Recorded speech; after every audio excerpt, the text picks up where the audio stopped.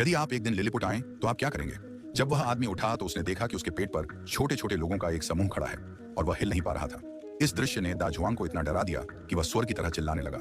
उसने जमीन पर लगे लकड़ी के उपकरण को लात मारी और वह तुरंत ऊपर खींच लिया गया। छोटे लोग एक के बाद एक हवा में घूम रहे थे। दाजुआंग घबरा गया और छोटी लड़की डर के मारे उठकर इधर उधर भागने लगी। दाजुआंग इस दृश्य को बर्दाश्त नहीं कर सका। वह इतना डरा हुआ था कि उसे आश्चर्य हुआ कि क्या वह नींद में चल रहा है। इसी समय एक जनरल तेजी से आता हुआ आया और उसने अपना टूथब्रश उठाया। जनता के पैरों पर और फिर सैनिकों के एक समूह ने दाजुआंग पर हमला किया। दाजुआंग को लगा कि कुछ उसकी पैंट खींच रहा है, लेकिन अब मैं अपने गुरुत्व केंद्र को नियंत्रित नहीं कर सकता। वह पीछे की ओर गिरने लगा और एक सैनिक ने यह देख लिया और भागने के बारे में भूल गया और इसी तरह उस आदमी के नितंब पर चोट लगी। जनता फिर से चक्कर खा रही है। इसके बाद उसे शहर के केंद्र में ले जाया गया और अंततः राजा को उपहार के रूप में दे दिया गया। लेकिन राजकुमारी ने सवाल उठाए।